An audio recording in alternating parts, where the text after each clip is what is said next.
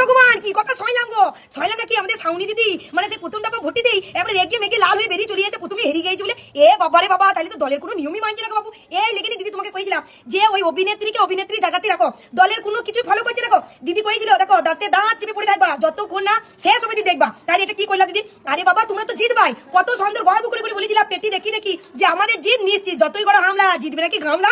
ওরে বাবা এবার স্লোগানটা বদলি দাও বাবু, বদলি দাও। হাজারো করেছো হামলা তবু যেতে নাই কই গামলা, মিলা আনন্দ আছে, জয় শ্রীরাম।